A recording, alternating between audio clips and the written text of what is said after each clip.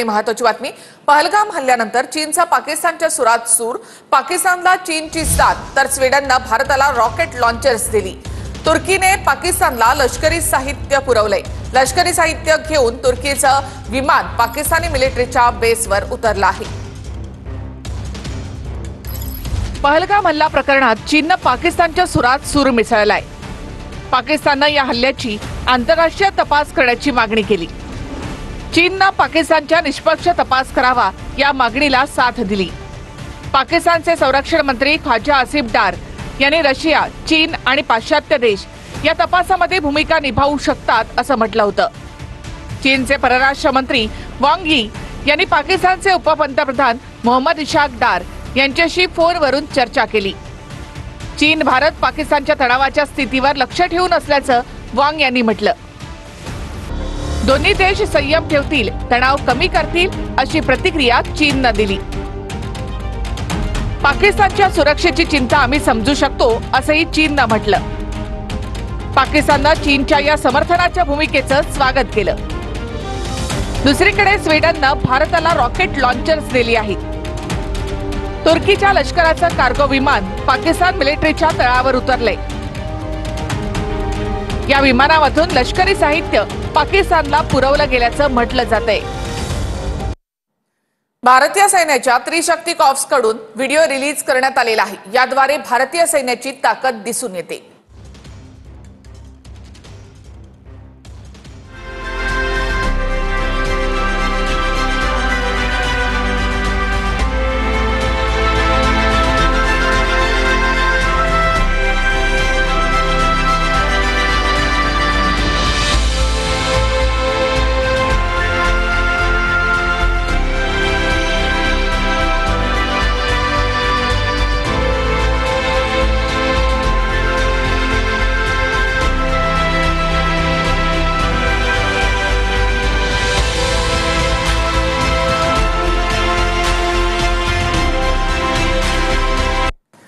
पहलगाम हल्ल्यानंतर भारत आपल्यावर कारवाई करू शकतो या शक्यतेनं पाकिस्तान घाबरलाय।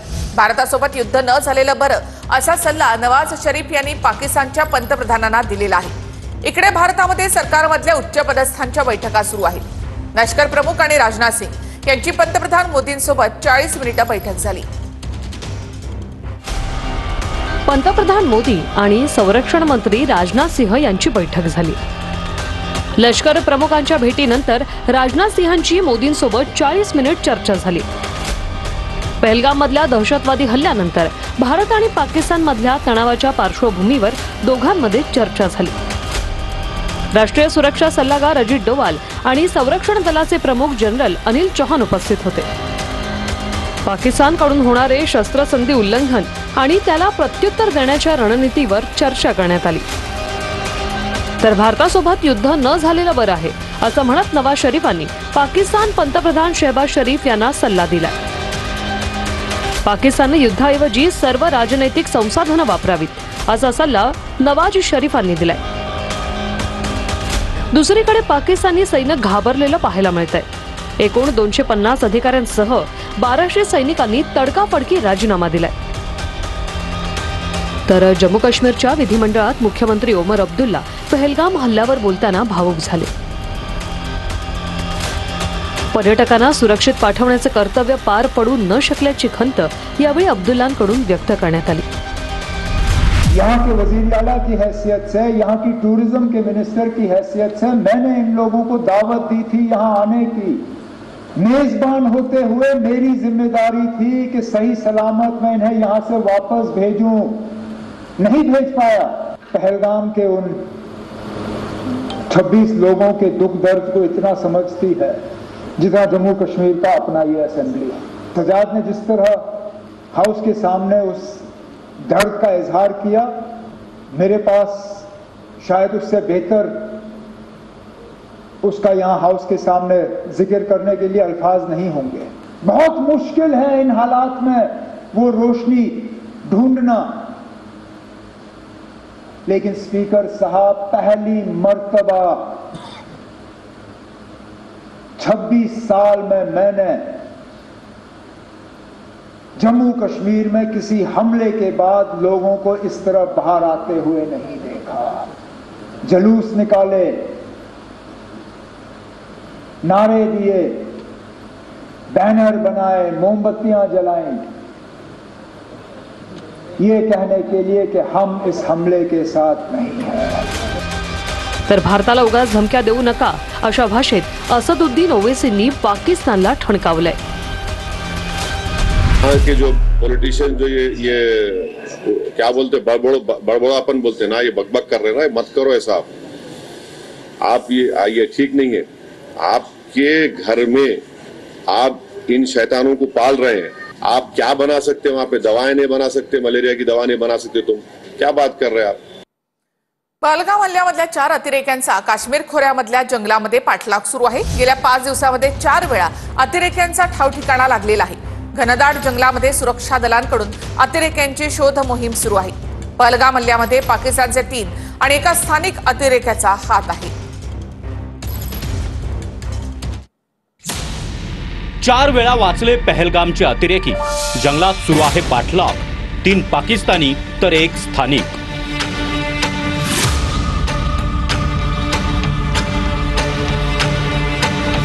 पहलगाम हल्ल्यातल्या अतिरेक्यांचा काश्मीर खोऱ्यात पाठलाग सुरू आहे। सुरक्षा दलांना गेल्या 5 दिवसात अतिरेक्यांचा 4 वेळा ठावठिकाणा लागलाय। पण घनदाट जंगलाचा फायदा घेत दहशतवाद्यांनी तिथून पळ काढलाय। पहलगाम हल्ल्यातल्या या अतिरेक्यांना काही स्थानिक काश्मीरी नागरिकांनी मदत केल्याचा संशय आहे। यातल्या 15 स्थानिकांची ओळख सुरक्षा दलांनी पटवली आहे। त्यातील 3 मुख्य संशयितांना अटक केली असून इतरांचा शोध सुरू आहे। पहलगाममध्ये एकूण 4 अतिरेक्यांनी हल्ला केला होता। त्यापैकी 3 अतिरेकी पाकिस्तानी तर 1 अतिरेकी स्थानिक होता। हल्ल्यात सहभागी असलेल्या स्थानिक अतिरेकाचं नाव आदिल ठोकर असं आहे। याच आदिल ठोकरचं घर भारतीय लष्करानं बॉम्बने उडवून दिलंय। 4 दहशतवाद्यांनी पहलगाममध्ये AK-47 आणि M4 असॉल्ट रायफलनं पर्यटकांवर गोळीबार केला। पहलगाममधल्या घटनास्थळावरून कारतूसं देखील जप्त करण्यात आली आहेत। पहलगाममध्ये पहिल्यांदा 2 अतिरेक्यांनी गोळीबार केला। त्यावेळी इतर 2 अतिरेकी हॉटेलच्या मागच्या बाजूला दबा धरून बसले होते। लोकल फोटोग्राफरनं एक व्हिडिओ रेकॉर्ड केलाय। त्यावरून 4 अतिरेक्यांची ओळख पटवण्यात यश आलंय। जंगलाच्या रस्त्यानं 22 तास चालत हे अतिरेकी बैसरन व्हॅलीमध्ये आले होते। हल्ल्यानंतर अतिरेक्यांनी 2 पर्यटकांचे मोबाईल फोन देखील खेचून नेले। तर भारतानंच हल्ला केला असं म्हणत पाकिस्तानचा माजी क्रिकेटपटू शाहिद आफ्रिदी पुन्हा एकदा बरळलाय। पहलगाममध्ये अतिरेक्यांनी 1 तास हल्ला केला, पण भारतीय लष्कर काहीच करू शकलं नाही असं आफ्रिदी म्हणाले। आफ्रिदीच्या या वक्तव्यावर MIMचे प्रमुख असदुद्दीन ओवैसी यांनी संताप व्यक्त केला। आफ्रिदी सारख्या जोकरचे प्रश्न मला विचारू नका असं ओवैसी म्हणाले। पाकिस्तानचा माजी क्रिकेटपटू शाहिद आफ्रिदी पुन्हा बरळलाय। पहलगाम हल्ला हा भारतानं स्वतःच्याच नागरिकांवर घडवून आणलेला हल्ला आहे असं आफ्रिदी म्हणालाय। स्वतःच हल्ला करून भारतानं पाकिस्तानकडे बोट दाखवलंय असं संतापजनक वक्तव्य आफ्रिदीनं केलंय। 1 तास दहशतवाद्यांनी गोळीबार केला, पण काश्मीरमध्ये असलेलं 8 लाखांचं भारतीय लष्कर काहीही करू शकलं नाही असंही आफ्रिदी बरळलाय। आप 1 घंटे तक दहशतगर्द वहाँ दहशतगर्दी करते रहे, ठीक है। वहाँ तक 8 लाख फौज में से कोई नहीं आया, और जब आए तो 10 मिनट के ऊपर पाकिस्तान पे इल्ज़ाम लगा दिया। तो आई मीन कि खुद ही ब्लंडर्स मारते रहते हैं, खुद ही लोगों को मरवा देते हैं, फिर उनकी वीडियोस दिखाते हैं कि नहीं वो तो जिंदा है। तो आई मीन इस तरह का ना करें। हमने हमेशा देखिए दहशतगर्दी आप किसी कोई भी मुल्क कोई भी मजहब सपोर्ट नहीं करता। कौन है जी इन्हें? कौन है इन्हें? नाटक है क्या ये? छोड़ो ना, तुम क्या जोकरों का नाम ले रहे मेरे सामने? छोड़ो ना इन लोगों को। क्या बात उनको शाहिद आफ्रिदीच्या या वक्तव्यावर पाकिस्तानचाच माजी क्रिकेटपटू दानिश कनेरिया हा चांगलाच भडकलाय। शाहिद आफ्रिदी हा अतिरेकी विचारांशी जोडला गेलाय असं कनेरिया म्हणालाय। भारतीय टेलिव्हिजनवर त्याला स्थान देऊ नका असाही सल्ला कनेरियानं दिलाय। भारतानं पाकिस्तान सोबत यापुढे क्रिकेट खेळू नये असं भारताचा माजी कर्णधार मोहम्मद अझरुद्दीन म्हणालाय। अतिरेक्यांनी दिलेल्या जखमा या क्रिकेटमुळे भरू शकत नाहीत असं ट्विट अझरुद्दीननं केलंय। भारतानं पाकिस्तानचा माजी क्रिकेटपटू शोएब अख्तरचं युट्यूब चॅनल भारतात बंद केलंय, तर पाकिस्तानचे इतरही 16 युट्यूब चॅनल्स भारतात बॅन करण्यात आलेत। यात समा टीव्ही, बोल न्यूज, जिओ न्यूज या चॅनल्सचा समावेश आहे। दिल्लीमध्ये भारत आणि फ्रान्समध्ये एका महत्त्वाच्या संरक्षण करारावर स्वाक्षरी झाली। दोन्ही देशांनी 26 राफेल सागरी लढाऊ विमानांच्या खरेदीसाठी 63,000 कोटी रुपयांचा करार केला आहे। या करारामुळे भारतीय नौदलाची ताकद लक्षणीयरित्या वाढणार आहे। नवीन करारामुळे भारतामध्ये राफेल विमानांची संख्या आता 62 होणार आहे।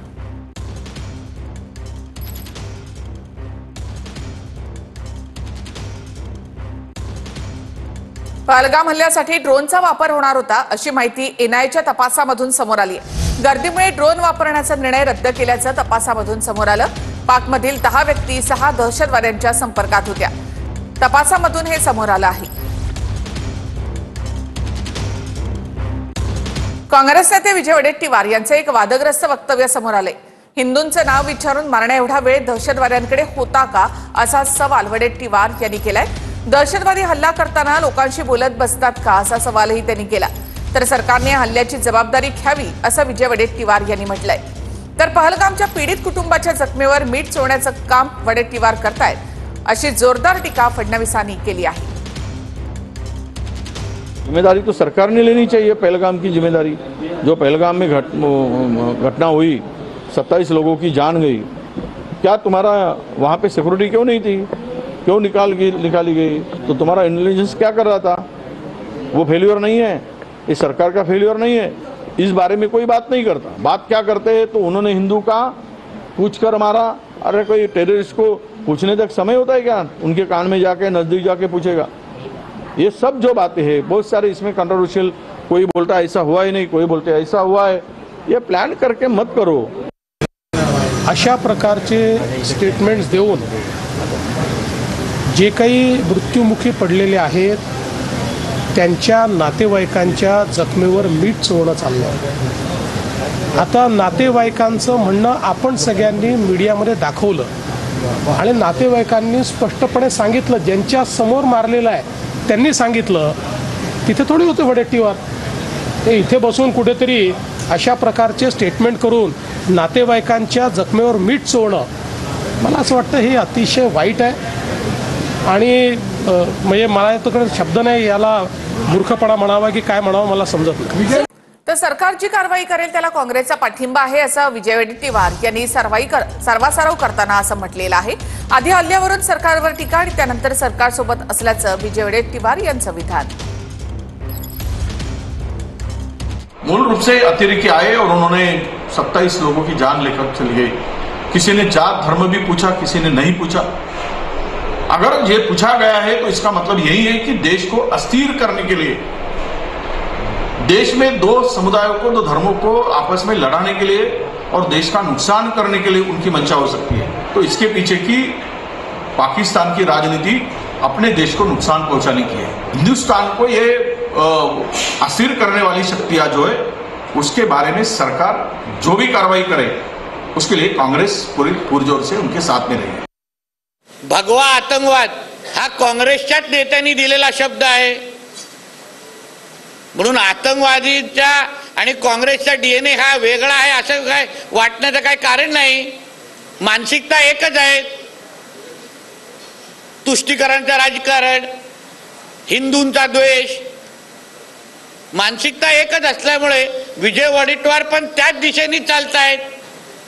मग अशा लोकांवर कलम म्हटलं तर देशद्रोहीचा खटला चालवला पाहिजे। जम्मू काश्मीरमध्ये सैन्याकडून 33 ठिकाणी सर्च ऑपरेशन सुद्धा करण्यात आलं। तर किश्तवाड आणि दोडासह काश्मीरमध्ये 13 घरांवर छापेमारी करण्यात आली। पहलगाम दहशतवादी हल्ल्यानंतर ही कारवाई सुरू आहे। पाकिस्तानमध्ये राहणाऱ्या दहशतवाद्यांच्या भारतातील घरांवर हे छापे टाकले जात आहेत। किश्तवाडमध्ये अद्यापही छापेमारी सुरू आहे, तर काश्मीरच्या दोडा भागात ही छापेमारी करण्यात येत आहे। 13 वेगवेगळ्या ठिकाणी ही छापेमारी करण्यात आली आहे। पाकिस्तानमधल्या 5 लाखापेक्षा जास्त मुली या भारतामध्ये लग्न करून राहत आहेत असं निशिकांत दुबे यांनी म्हटलं। भाजप खासदार निशिकांत दुबे यांनी ट्विट केलेलं आहे. या मुलींना अद्याप भारताचं नागरिकत्व मिळालेलं नाही असं दुबे यांनी म्हटलं. आत घुसलेल्या या शत्रूंसोबत लढायचं कसं असा सवालही दुबेंनी केलाय. पाकिस्तानी दहशतवादाचा नवा चेहरा समोर आलाय असं दुबे म्हणाले. पाकिस्तान की लड़कियां यहाँ ब्याही गई हैं और वो भारत की नागरिक बन नहीं सकती, बनी नहीं है, वर्षों से यहाँ रह रहे हैं. और पाकिस्तान के लड़के भी यहाँ ब्याहे हैं. अब किस मंतव्य और मोटिव के साथ वो ब्याहे हैं ये एक जांच का विषय है. और पाकिस्तान हमारा दुश्मन देश है. जो यहां से आजादी के बाद पाकिस्तान चले गए उनकी संपत्ति भारत सरकार की संपत्ति हो गई. तो क्या नहीं लगता कि वो जो है देश के अंदर बैठे हुए दुश्मन है. जानबूझकर जो है उनके लड़कों ने और जानबूझकर वहां की लड़कियों ने जो है यहाँ शादी की है.